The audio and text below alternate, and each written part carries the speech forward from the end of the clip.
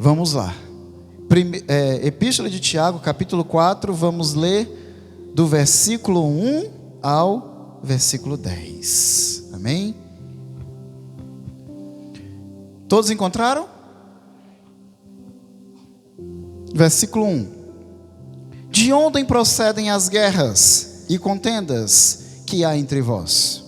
De onde, senão dos prazeres que militam na vossa carne? Cobiçais e nada tendes, matais e invejais e nada podeis obter. Viveis a lutar e a fazer guerras, nada tendes, porque não pedis. Pedis e não recebeis, porque pedis mal, para esbanjares em vossos prazeres. Infiéis, não compreendeis que a amizade do mundo é inimiga de Deus? Ou a amizade com o mundo é inimizade com Deus? Aquele, pois, que quiser ser amigo do mundo, constitui-se inimigo de Deus.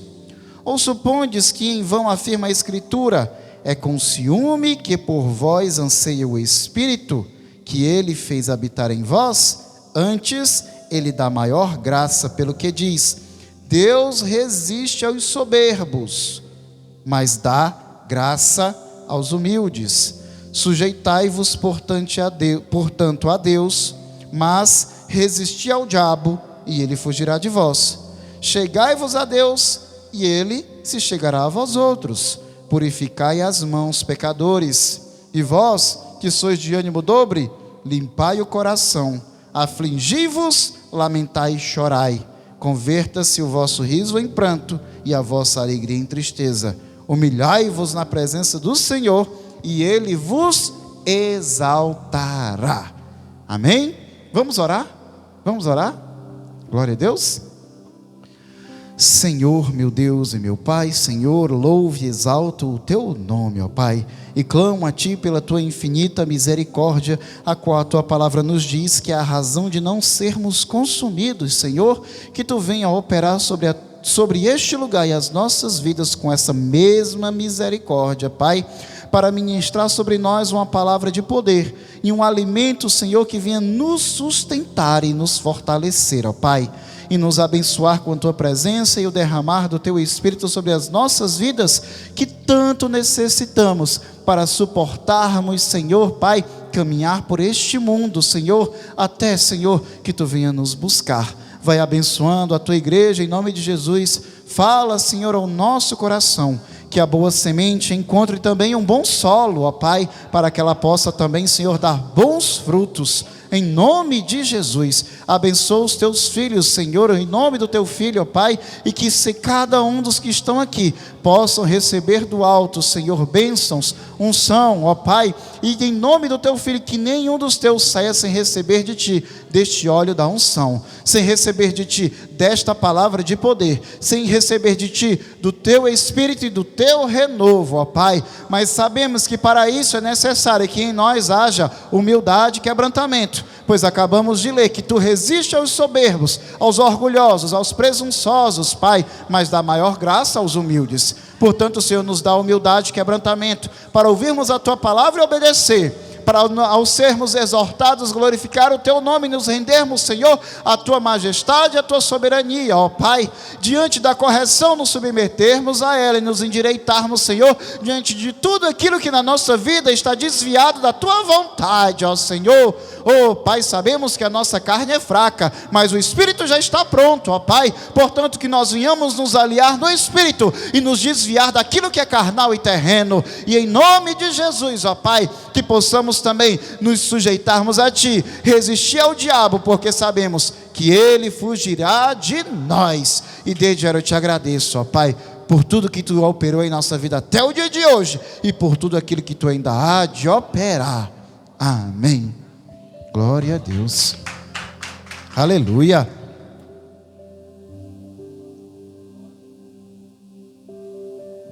Peço licença para tomar logo meu chazinho antes que ele esfrie, né? Porque depois que eu começar aqui na palavra, né?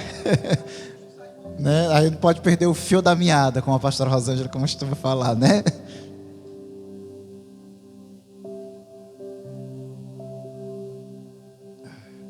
Eu queria saber, o fio até entendo que é, agora o que é uma miada? Ah, é isso, é? Ah, agora eu entendi. Amém, glória a Deus.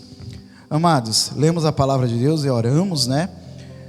Tem tantas coisas, amados, nesse pequeno trecho, nesses 10 versículos que lemos. Tem tanta coisa aqui, dava para elaborar tantas pregações. Olha o tanto de coisa que contém nesses 10 versículos. Ele fala sobre contenda, ele fala sobre cobiças e prazeres, ele fala sobre oração sem eficácia, ele fala sobre infidelidade espiritual, ele fala sobre amor às coisas do mundo, ele fala sobre inimizade contra Deus, fala sobre o ciúme e o zelo de Deus para com aqueles que ele ama, fala sobre soberba e humildade, fala também sobre resistência às ciladas do diabo e exorta contra pessoas cujo comportamento espiritual oscila junto com as suas emoções carnais, que são chamados de ânimo dobre, que é o que está lá no versículo 8. E vós que sois de ânimo dobre, limpai o coração. O ânimo dobre é o quê? É aqueles que oscilam demais nas emoções e o seu comportamento vai de acordo com a emoção. A pessoa não tem a constância. A sua vida é regida pelas suas emoções. As emoções, elas são voláteis mesmo. A alegria e a tristeza vêm constantemente. A frustração e a expectativa vêm constantemente. Agora, a gente não pode se permitir ser governado pelas emoções, porque a vida daquele que crê em Deus, ela tem que ser guiada por fé e propósito. Quem tem fé e propósito aqui na sua vida? Glória a Deus. E aquele que tem fé e propósito persegue o propósito na sua vida. E o propósito na sua vida, ele é o quê? É alcançar as promessas de Deus, é ou não é? E para alcançar a promessa de Deus tem que ter o quê? Disciplina e obediência. E quem tem disciplina e obediência não pode ser levado pelas emoções. Não é verdade, pastora? Imagina aí um campeão, um atleta que vai ganhar a medalha de ouro, o troféu, que vai vencer a Olimpíada, a Copa do Mundo. Você acha que ele vai conseguir vencer se ele acordar de manhã e dizer: hoje eu estou mal, não vou treinar não. Não ganha nada, não vence nada. Hoje eu estou triste, vou ficar na cama. O treinador é muito chato comigo. Não vou não. Não ganha nada não, não conquista nada na vida não, amados. Não conquista nada na vida não. Aqueles que são governados pelas emoções não vai longe em coisa nenhuma, porque desiste no meio do caminho, sempre que enfrenta a primeira barreira e a primeira frustração. Desiste no meio do caminho. Até se anima, né? Quando acha que consegue alcançar alguma coisa, se anima. Vou lá, por quê? Porque ele enxerga o alvo, enxerga o objetivo, enxerga o quê? A promessa. Até conhece alguém que chegou lá e se anima, eu vou chegar também. E aí vai, mas não sabe como é difícil a caminhada. Ele enxergou só o destino, mas não sabe como é difícil o caminho até chegar lá. Aí quando é ele que precisa percorrer o caminho, aí vai encontrar os tropeços, as barreiras, os espinhos, as dificuldades, as vozes contrárias, os levantes contrários, as dificuldades, as suas próprias limitações que vão ser precisas ser vencidas, que vão ser necessárias ser vencidas, né? Aí quando se deparar com essas coisas, não vai mais não, desisto. Esses são os de ânimo dobre.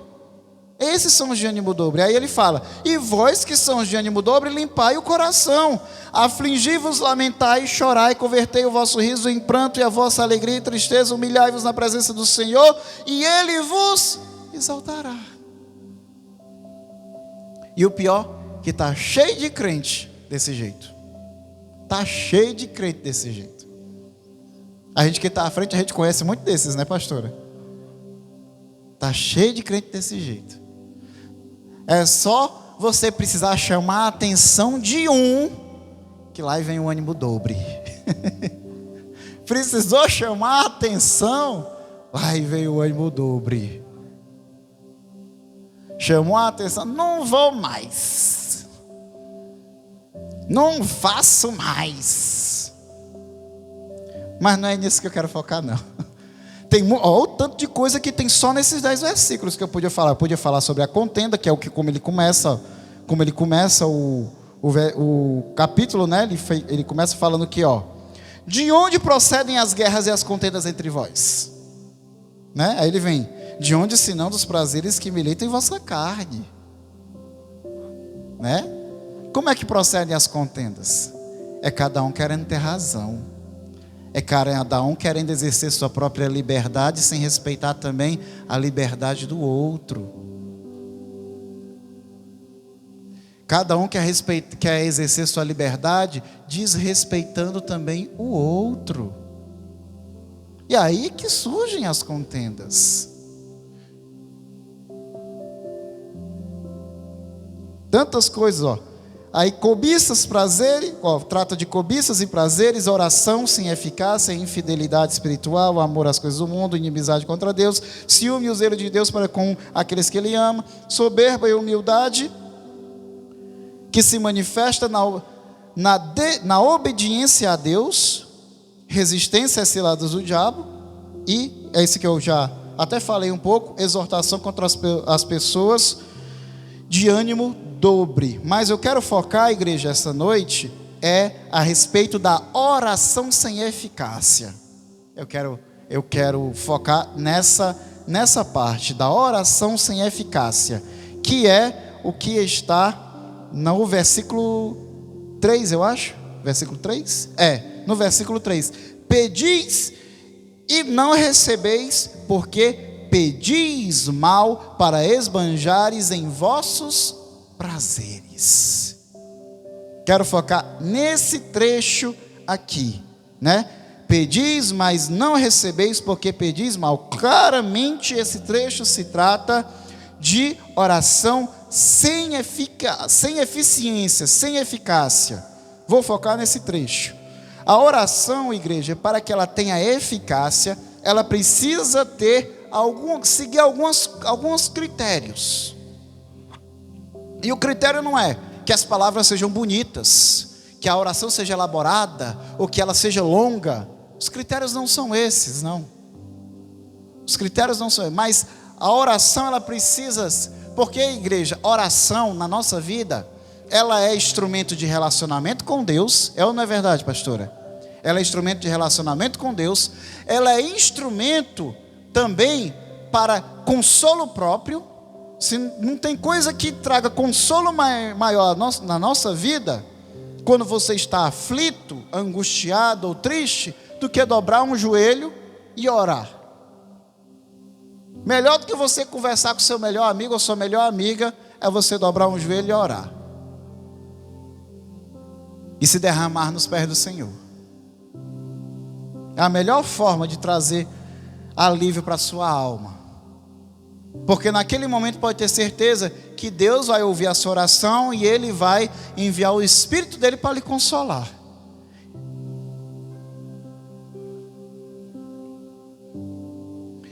E a oração também, igreja, ela é instrumento de batalha. Ela é instrumento de relacionamento com Deus, mas ela também é instrumento de guerra, de batalha. E como todo instrumento de batalha, ele precisa ser usado com estratégia, com sabedoria. Tem que ser usado da forma certa. Acho que foi ano passado que a gente teve uma campanha aqui de 3 dias com o pastor Leandro, não foi?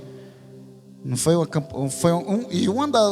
foram 3 dias, um dia eu preguei, outro dia a senhora, outro dia foi ele que pregou, não foi? No dia que eu preguei foi perseverança na oração. Eu preguei mais de 1 hora. Acho que foi a pregação mais longa que eu já fiz. Acho que foi 1 hora e 18 minutos, eu acho, falando sobre oração. Não vou pregar 1 hora e 18 minutos hoje não, igreja. Pode ficar tranquilo. Vamos descobrir. Vamos descobrir quanto tempo vai ser.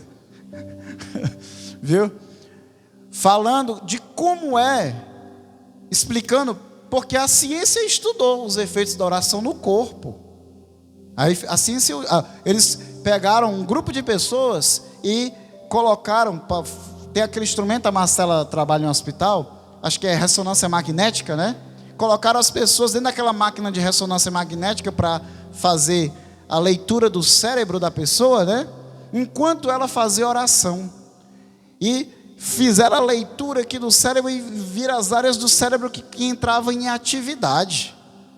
E quando eles fizeram a leitura aqui, o que eles perceberam é que o funcionamento do cérebro da pessoa quando está orando é semelhante ao funcionamento de uma pessoa que está lutando. A pessoa libera altas taxas de hormônio quando a pessoa está orando. O mesmo comportamento neurológico e biológico da pessoa, é o mesmo comportamento fisiológico nela, é o mesmo comportamento da pessoa que está em batalha. É a reação fisiológica que a oração provoca no corpo da pessoa. Por isso, quando a gente intercede, pastora Rosângela, né? Quando a gente faz uma intercessão daquelas fervorosas, a gente sai cansado, esgotado. Não é só espiritual, não, é físico. Porque a reação é tão intensa que a reação é no físico. Não é o esgotamento, não é só espiritual, não, é físico. É físico mesmo que sai. Chega, a gente sua, a gente fica suado. Quem já fez intercessão aqui? Não é assim não? Não é ou não é? Você sai cansado. Parece até que... Sabe aqueles bichos de moecana? Parece que passaram daquele bicho de moecana. Só o bagaço mesmo. Né? Né ou não é? Desse jeito. Então, como é instrumento de guerra, de batalha, tem que ser usado com estratégia, mano. Tem que ser usado com estratégia. A pastora Rosângela me mostrou um dia desses, uma pessoa que fez um pedido de oração. A pessoa só mandou uma foto e disse: pastor, ora aí. Sem falar. Foi. Não, sem falar qual era a causa, o porquê, o que era necessário. Sabe? Como se fosse como se fosse um adivinho, alguma coisa assim. Não é assim que funciona a oração, não, igreja. E como a gente está na igreja, a gente tem que ensinar. Esse é um ambiente também de ensino, é um ambiente de culto e é um ambiente de ensino, né? Oração, ela precisa ter foco, direção, não pode ser genérica. Você tem que usar o máximo de elementos que tem a seu acesso para direcionar a sua oração. Muitas vezes você não tem as informações necessárias, muitas informações a respeito de uma causa. Por exemplo, uma pessoa chegou para você chegou ao seu conhecimento que o parente de uma pessoa que você é muito querida sua está doente, e você quer... Só que você não tem muita informação de qual é a causa da doença, o nome completo da pessoa, onde é que ela está, qual é o hospital, você não tem. Mas a informação que você tem, você aplica na oração. Ah, mas Deus precisa saber disso tudo? Não, Deus não precisa. Deus não precisa saber disso tudo. Mas isso demonstra, igreja, a sua preocupação com aquela pessoa, o quanto você se importa com aquela pessoa. Eu tive um sonho uma vez, igreja, foi um dos sonhos mais fortes que eu tive na minha vida. Eu tive 2 sonhos na minha vida muito fortes, e esse foi um deles. E um desses sonhos, ele foi enorme, o sonho foi muito grande, mas um desses trechos, eu estava com a pastora Rosângela, nesse sonho, e a gente estava junto com um anjo, e a gente estava em cima de uma montanha, e em cima da montanha ficava a igreja. Em cima dessa montanha ficava a igreja. E essa montanha, em cima dessa montanha que ficava a igreja, ela era cercada por uma muralha de pedra. Ela era cercada. Como se fosse, a igreja era como se fosse fortificada, como se fosse um forte. E tinha um anjo com a gente. E esse anjo precisava ir até um acampamento de demônios, para destruir o acampamento de demônios. Só que o anjo não podia ir sozinho, não. Nós é que tínhamos que levar o anjo até o acampamento de demônios. Nós é que tínhamos que levar o anjo até lá. O anjo não podia ir sozinho, não. Aí o anjo pegou e mandava assim: orem aí para que eu possa ir até lá. E quando a gente começava a orar, o anjo voava e nos carregava até o acampamento. E ele só conseguia entrar dentro do acampamento dos demônios se tivesse com a gente orando junto dele.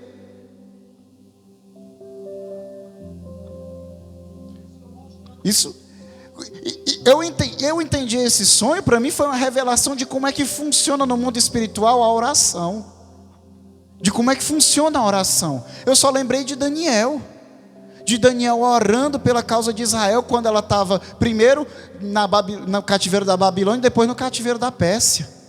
E Daniel jejuou 21 dias. O sonho foi logo...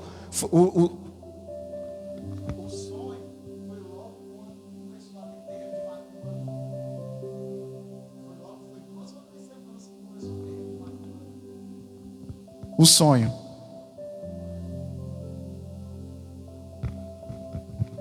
Aí,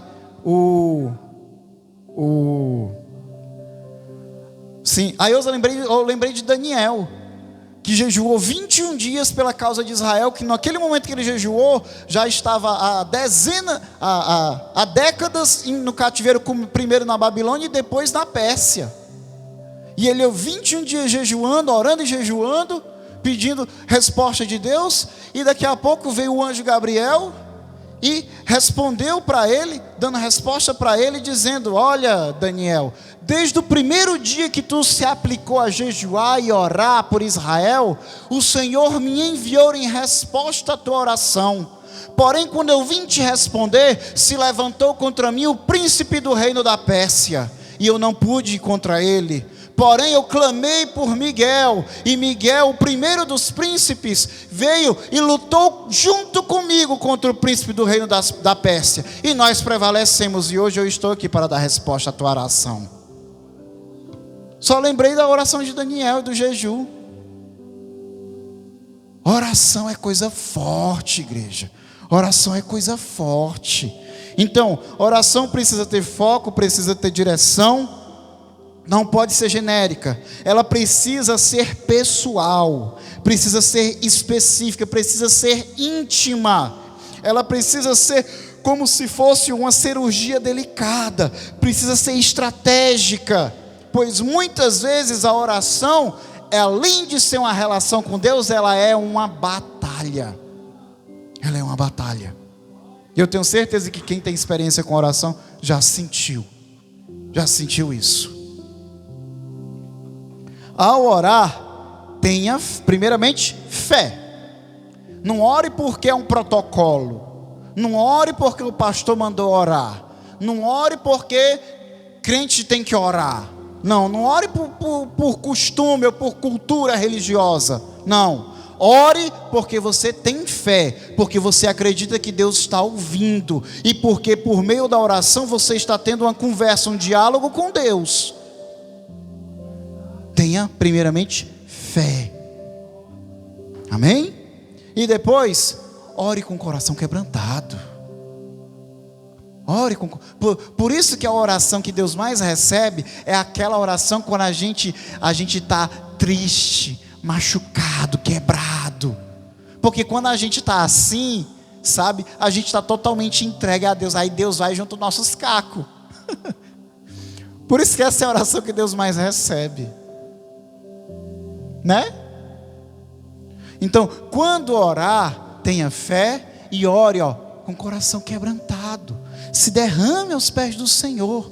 E a pessoa, quando está com o coração quebrantado, ela está disposta ao quê? Ela está disposta a perdoar. É o que a palavra nos ensina lá em Marcos 11, 22. Quando orar, primeiramente Jesus fala o quê? Ao orar, Jesus diz aqui, Marcos 11, 22. Ao que Jesus lhes diz, tenha fé. Espera aí, deixa eu dar uma pausa aqui. Primeiramente, eu tenho que contar a história aqui para contextualizar o que está em Marcos 11:22. Nessa passagem aqui, Jesus, saindo de Betânia, ele viu uma figueira. De Betânia indo para Jerusalém. Ele viu uma figueira e a figueira era bonita, cheia de folhas verdes, bonita. E Jesus, quando viu a figueira, sentiu fome, deu vontade de comer figos. Quando ele chega na figueira, a figueira não tinha nenhum figo. E aí Jesus, quando viu aquilo, se frustrou e disse: como pode uma figueira tão bonita e não ter nenhum figo? E ele pegou e amaldiçoou a figueira, dizendo: pois esta figueira nunca terá figo e secará. E aí foi para Jerusalém. Quando foi no dia seguinte que eles voltaram, que passaram pela figueira novamente, a figueira estava seca até as raízes. Tinha secado até as raízes. E Pedro se admirou. Ele disse: como pode isso? De um dia para o outro a figueira se secar até as raízes? A figueira que até ontem estava verde, bonita. E aí Jesus pegou aí Jesus pega e fala isso, ó. Ao que lhes disse Jesus: tenham fé, porque em verdade vos digo que se alguém disser a este monte: levanta-te e joga-se no mar, e não duvidar no seu coração, mas crê que se fará o que diz, assim será com ele. Por isso digo a vocês que tudo que pedirem em oração, creiam que já receberam, e assim será com vocês. E quando estiverem orando, se tiverem alguma coisa contra alguém, perdoem, para que o Pai de vocês que está nos céus perdoe as ofensas de vocês. Para conseguir uma oração eficaz, tem que ter fé e tem que ter o coração quebrantado. E quem tem o coração quebrantado, libera perdão. Amém? Também, outra estratégia para a oração: persistência na oração e generosidade no coração. Deus é generoso com quem é generoso. É ou não é verdade? Quem lembra da mulher sunamita? Mulher generosa. Sem pedir nada, sem a mulher pedir nada, Deus abençoou ela sendo estéril e o marido velho. Deus abençoou ela com um filho, sem ela ter pedido, só porque abençoou o profeta. O filho morreu de uma dor de cabeça, de um aneurisma, de um AVC, né? Não sabemos o que era, ele apenas disse: ai, minha cabeça, e caiu morto. Deus foi e ressuscitou o filho dela, para edificar mais uma vez a fé dela, honrar mais uma vez aquela mulher. Não é verdade, pastora? A pastora já pregou várias vezes sobre a mulher sunamita, né? Então, Deus é generoso com quem é generoso. E seja persistente na oração. Mateus 7:7. Pedi e dá-se-vos-á. Buscai e achareis. Batei e abre-se-vos-á. Pois todo aquele que pede, recebe. O que busca, encontra. E quem bate, abre-se-lhe-á. Ou qual dentre vós é o homem que, se porventura o filho lhe pedir pão, lhe dará pedra? Ou se lhe pedir um peixe, lhe dará uma cobra? Ora, se vós que sois maus, sabeis dar boas dádivas aos vossos filhos, quanto mais vosso Pai que está nos céus dará boas coisas aos que lhe pedirem. Tudo quanto, pois, quereis que os homens vos façam, assim fazei vós também a eles, porque esta é a lei e os profetas. Pedi, dá-se-vos-á, buscai e achareis, batei e abre-se-vos-á, pois todo aquele que pede recebe, e o que busca encontra, e o que bate, abre-se-lhe-á. Persistência. Persistência. Por que persistência? Porque a persistência demonstra o quê? Demonstra também fé. A persistência demonstra fé. A pessoa que desiste, o quê? O que é que demonstra a pessoa que desiste? Que a fé dela é pequena. Quem continua pedindo é porque ainda confia que Deus vai liberar. Confia que Deus vai liberar, que apenas ainda não chegou o momento. Lembra do cego Bartimeu? Jesus, filho de Davi, tem compaixão de mim, clamando sucessivamente, mesmo com a multidão mandando ele se calar, cala a boca, cego, não incomoda o mestre, mas ele cada vez clamava mais alto. Nada fazia o cego calar a sua boca, nada fazia o cego desistir da sua bênção, nada fazia ele se frustrar. O inimigo trabalha o quê? Para nos fazer desistir, para nos fazer nos frustrar. Ele mexe com as nossas emoções negativas. Ele mexe o quê? Para nos frustrar, para nos entristecer, para nos desanimar, para nos cansar, para nos fazer parar. Ele sabe qual é a estratégia para abalar a nossa fé, para esfriar o nosso primeiro amor. Ele sabe, porque somos seres humanos, somos carnais. Somos espirituais também? Somos, mas também somos carnais, e somos infelizmente mais inclinados à carne do que ao espírito. Se passarmos algumas horas sem comer, o nosso estômago ronca. Se a gente passar assim por uma barraquinha de espetinho, sentimos o cheirinho do espetinho assando, vai dar vontade de comer, meu irmão. Principalmente o pastor Tiago, que gosta de espetinho. Se a gente sente assim um cheirinho do camarão torrando, vai dar vontade de comer um camarãozinho torrado, no alho e óleo. Vai dar vontade. Vai não? Se você passar assim na padaria e ver aqueles salgados, aqueles doces, aquelas tortas, aqueles bolos, aquelas coisas bonitas assim, vai dar vontade de comer. Vai ou não vai? A pastora já tem ideia de fazer churrasco aqui, ó. Vai? E vê mais, mano. O pessoal tá sentindo falta dos espetos, viu? É Diogo ou é Diego, aquele irmão lá que me levou lá no frete? O Diego comentou, viu, que sente falta. Eu também sinto. Tá bom de fazer uma vez no mês, uma noite do espeto. Uma vez no mês, pelo menos. Eu sei que é cansativo, é pesado. Olha aí.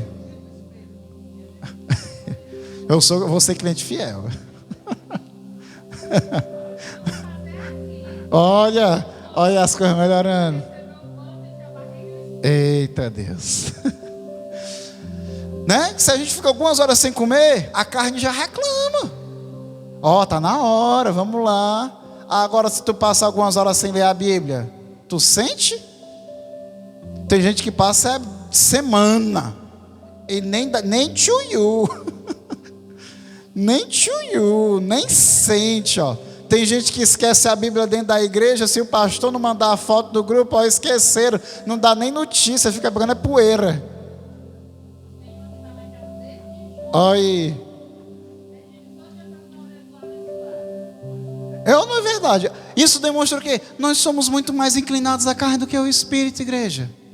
Somos muito mais. Então, a nossa vida espiritual, ela tem que ser regida por disciplina, igreja, porque o estômago do espírito não vai roncar, a boca por fome da palavra, a boca do espírito não vai ficar seca pela presença de Deus, não, vai não.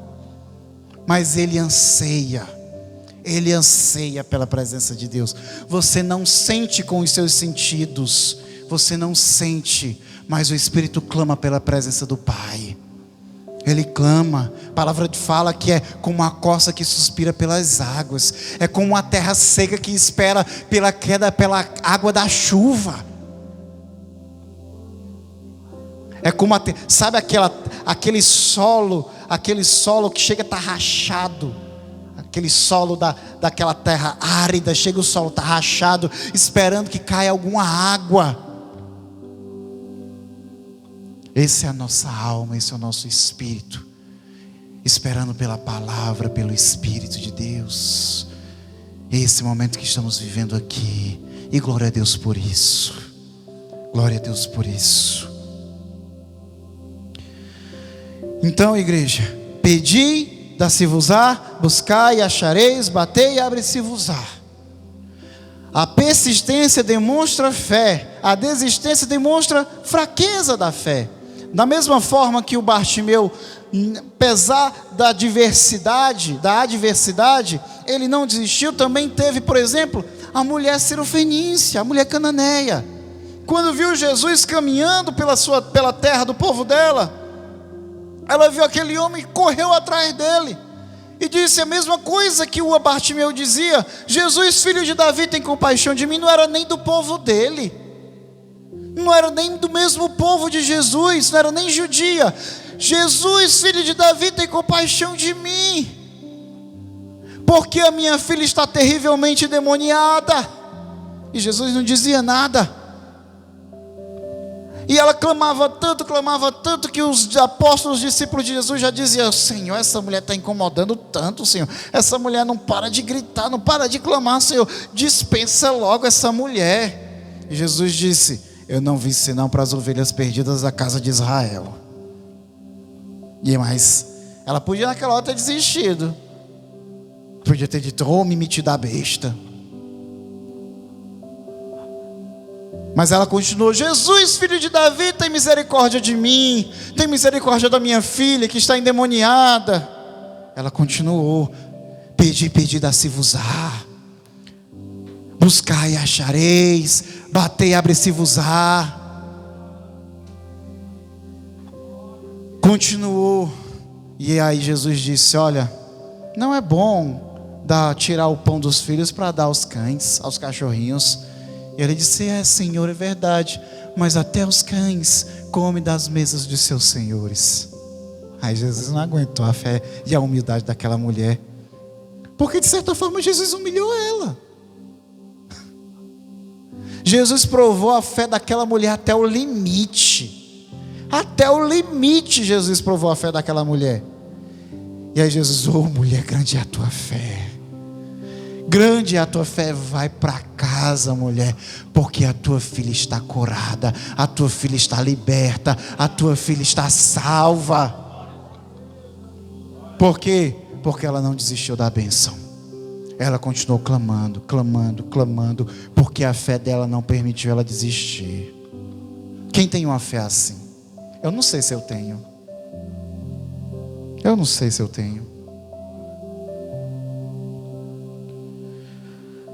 Oh, aleluia. O Espírito Santo nos ajuda.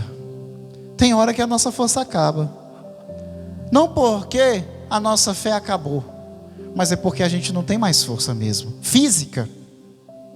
O Espírito continua, mas a força física a gente não consegue mais. A emoção se exauriu, né? A lágrima chega seco, né?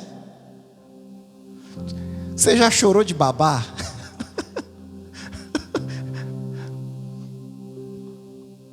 Esse momento aqui que você orou, chorou, que você não sabe nem mais o que falar, você só geme. Senhor, né, pastora? Me ajuda, Senhor. É para rir, mas na hora é terrível. A gente ri agora porque está tudo bem, glória a Deus. Mas na hora, só quem passa sabe. E glória a Deus que quem já passou, passou. E quando vier de novo, que Deus nos socorra novamente. Aleluia, Senhor.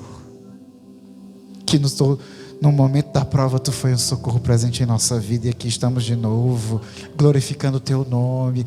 Não desistimos, não retrocedemos, não voltamos atrás. Glorificado seja o Teu nome. Quando chegamos nesse estágio em que a fé continua de pé, o Espírito continua clamando, mas as forças se exauriram, o emocional se esgotou, o Espírito intercede por você. Romanos 8:26. E da mesma maneira também o Espírito ajuda as nossas fraquezas, porque não sabemos o que havemos de pedir como convém, mas o mesmo Espírito intercede por nós com gemidos inexprimíveis. Gemidos inexprimíveis são o quê? São gemidos, são palavras que não se podem expressar, que só Deus entende. Sabe aquele gemido que tu faz, que ninguém entende, nem você? Deus entende esse teu gemido. Procede do teu espírito, do teu coração. Deus entende. Deus interpreta. Deus entende. Para terminar a mensagem de hoje, eu quero deixar aquilo que me inspirou na mensagem, que é o devocional da pastora Rosângela do dia 30 de junho de 2025. Que ela foi um devocional sobre oração. Que foi um trecho específico do devocional que eu achei muito bonito, que eu acho que foi até meio poético, né? Não, foi bastante poético. Que é: Deus não responde orações por informação, mas por relação. Ele não precisa ser convencido, ele já está envolvido. A oração, então, não é uma tentativa de informar o céu, mas de alinhar a nossa alma com o coração do Pai que tudo vê. Pastora Rosângela, devocional do dia 30 de junho de 2025. Que Deus abençoe a amada igreja em nome de Jesus. Glória a Deus. Livres para adorar, vamos